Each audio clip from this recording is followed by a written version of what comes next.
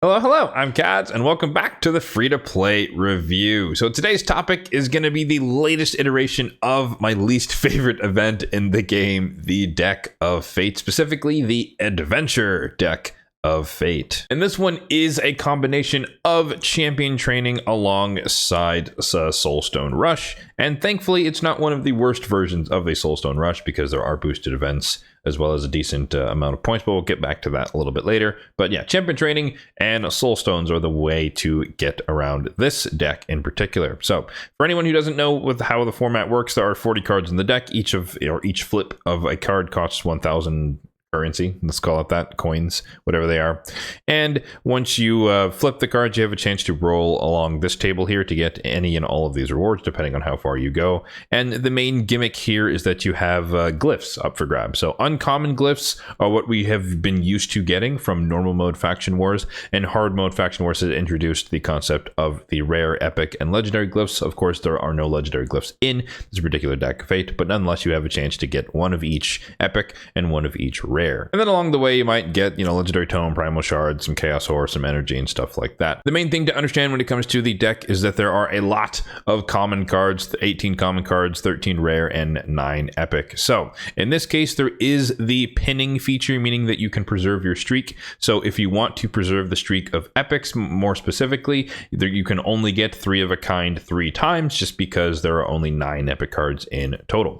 And if you do happen to get 3 of a kind in a row, then you have a chance to roll on these tables, which will unlock even more glyphs, which is especially true when you get 3 epics in a row, unlocking the coveted legendary glyphs. Now, the biggest problem with this is that there would be a lot of champion training required in order to max out the deck entirely from that. So that is, relatively speaking, impractical, as we'll see a little bit later. And so this is primarily going to be a Soulstone summoning event. And unlike shards, it's really harder to save up these resources. 1, you need to be fairly endgame to be farming Iron Twins reliably. And 2, you have to have saved up a decent amount of Soulstones to be able to, for example, max out the entire deck. So we've hinted at the math enough times. Let's go ahead and see what the math is telling us on this particular iteration of the Deck of Fate. So as usual, here we are in my spreadsheet, which will be linked in the description box down below if you'd like to check it out for yourself. And note that there are multiple tabs in the spreadsheet, from the fusion plan, fusion potion calculator, etc., all the way down to the Deck of Fate tab, which is what we're looking at today.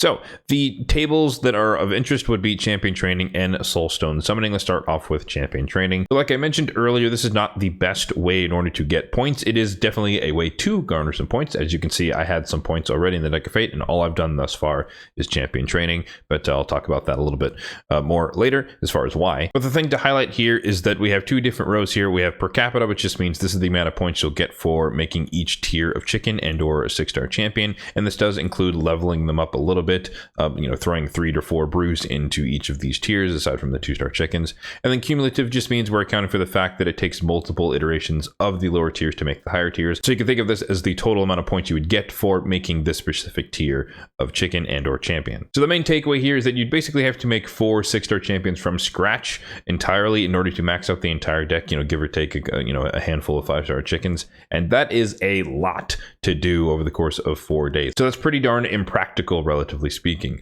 The primary source of points, as we talked about before, is going to be Soulstone summoning, and so you're going to get 90 per mortal, 900 per immortal, and then 4,500 for each eternal. And the nerf replier for this one is 90%, so it's not the worst we've ever seen. And the nerf replier just means it's a number that tells you how far away this is from the best that we've ever seen. Of course, you can do the math here. This would be 100 per mortal, 1,000 per immortal, and then 5,000 per eternal. So we're only at 90% of peak, which is not bad, as compared to the worst we've ever seen, which is the Freya Deck of Fate from last year, which was down at 60%, so nearly half the amount of points, hence the outrage back during that event. But the main killer here in terms of garnering enough points to flip the entire deck is the amounts that you would need to get all 40 flips. So 445 mortals, which is a lot, 45 immortals, which is even more, and then 9 eternals, which is basically impossible unless you're spending money. So unless you've been saving up for a very, very, very long time, you're probably not going to be able to max out the entire deck. Now, in terms of my plan, I'm kind of on the fence a little bit. You know, I still have some time to decide, but for the time being, I'm just going to be doing champion training.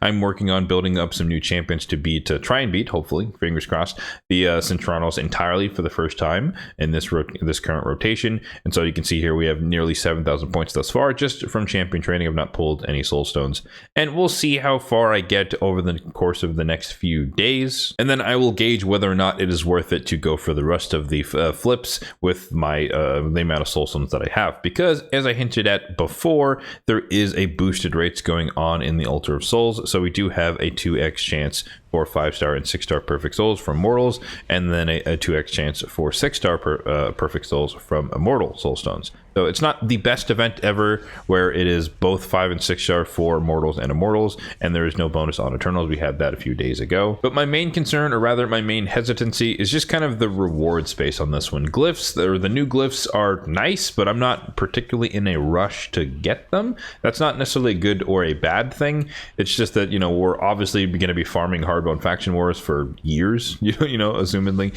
So, like, I'm going to get those glyphs anyways, and do I really need them right now, immediately? And it's kind of a, you know, a shot in the dark. But I do have a decent amount of Soulstones saved up, and I've been hoarding these for a very, very, very long time. So it's not like I got this in the last month or something. So I do have enough mortals to do it entirely. But do I really want to blow up my entire stack for this one? Maybe not. Maybe we'll see. Again, it depends how much is left after I do 4 days worth of champion training. In terms of my formal recommendation for the rest of you, then I would say kind of doing the same thing would be in your best interest. Unless you have something else that you'd rather be spending your energy on, I think champion training could be a good use of it, just because you're going to get a handful of flips regardless of how you approach it, and then you can fill in the gap with Soulstones, or you can just feel compelled to pull your Soulstones because it is one of the best times to pull the lower tiers, at least mortals and immortals, and just get what you get and hope that you get a decent amount of flips along the way and a decent amount of rewards from the deck overall. Again, for me, the glyphs are somewhat underwhelming as a reward space. I much would have preferred like bolster gear or something, you know, something that's harder to obtain. Versus this one, obviously these are going to be hard to get, but over time you're going to get a lot of loads of these, and so I'm not really in a rush to get them right now or immediately before I can just earn them, farm them from the stages in the future. And so yeah, that brings us to the end of this free-to-play review of the Adventure Deck of Fate. Let me know in the comment section down below what your plan is relative to this Deck of Fate. Are you going to be doing some champion training? Are you ripping through all of your Soulstones and hoping for some good souls? Let me know all of that and more in the comment section down below.